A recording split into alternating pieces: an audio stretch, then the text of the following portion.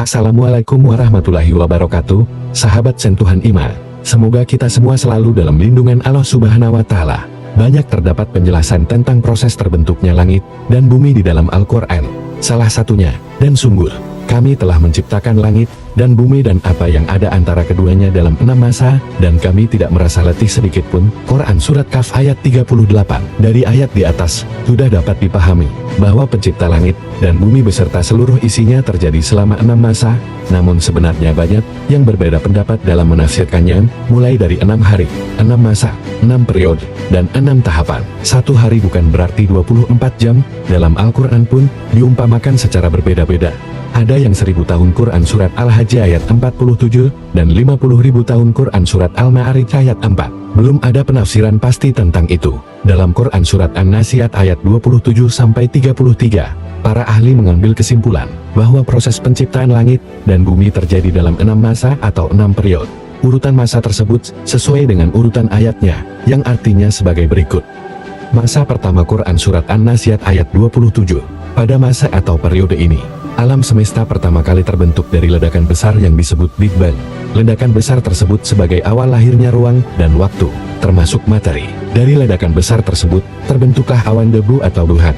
Ketika duhan berkondensasi sambil berputar dan memadat, di situ terbentuk unsur hidrogen. Saat temperatur duhan mencapai 20 juta derajat Celcius, terbentuklah helium dari reaksi inti sebagian atom hidrogen. Lalu sebagian hidrogen yang lain berubah menjadi energi berupa pancaran sinar infrared. Masa kedua Quran Surat An-Nazi'at ayat 28. Ayat ini menerangkan tentang proses pengembangan dan penyempurnaan. Dalam ayat ini, terdapat kata meninggikan bangunan yang memberi pengertian bahwa alam semesta mengembang, galaksi-galaksi saling menjauh, dan langit makin tinggi.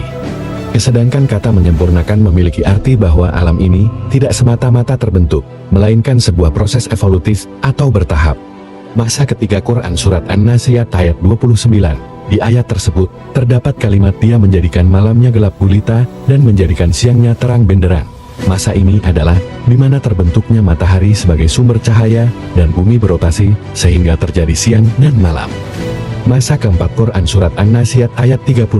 Penghamparan, yang disebutkan dalam ayat 30, dapat diartikan sebagai pembentukan superkontinen Pangaya di permukaan bumi. Masa 3 hingga masa 4 ini, juga bersesuaian dengan Quran Surat Fussilat ayat 9 yang artinya, katakanlah, pantaskah kamu ingkar kepada Tuhan yang menciptakan bumi dalam 2 masa dan kamu adakan pula sekutu-sekutu baginya? Itulah Tuhan seluruh alam, daratan Pangaya, yang merupakan asal mula semua daratan di bumi. Masa kelima Quran Surat An-Nazi'at ayat 31. Dalam ayat 31 ini menunjukkan bahwa di mana terjadi evolusi bumi dari tidak ada air menjadi ada air. Air tersebut berasal dari komet yang menghantam bumi. Hidrogen yang terdapat pada komet bereaksi dengan unsur-unsur yang terdapat di bumi dan terbentuk uap air. Uap air ini kemudian turun sebagai hujan.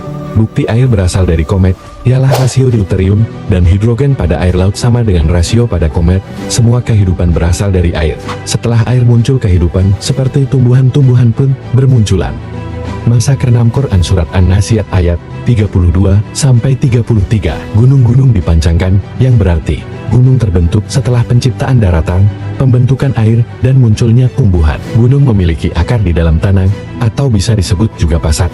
Fungsi gunung ialah menstabilkan kerak bumi, mencegah goyangnya tanah. Sebagaimana yang disebutkan dalam ayat 33, setelah terbentuknya gunung, terciptalah hewan dan manusia. Jika diurutkan dari masa 3 hingga masa keempat, maka 4 masa tersebut dapat dikorelasikan dengan 4 masa dalam Surat Fussilat ayat 10 yang berbunyi, dan Dia menciptakan di bumi itu gunung-gunung yang kokoh di atasnya. Dia memberkahinya, dan Dia menentukan padanya kadar makanan-makanan penghuninya dalam 4 masa. Penjelasan itu sebagai jawaban bagi orang-orang yang bertanya. Demikianlah penafsiran 6 masa penciptaan alam dalam Al-Quran, sejak kemunculan alam semesta hingga terciptanya manusia. Demikian beberapa hal yang dapat sentuhan iman sampaikan. Semoga apa yang disampaikan tadi dapat memberi manfaat dan kebaikan bagi kita semua. Tentunya kesempurnaan hanya milik Allah semata, karena itu kami memohon maaf atas kesalahan, dan semoga kita semua selalu dalam keadaan sehat.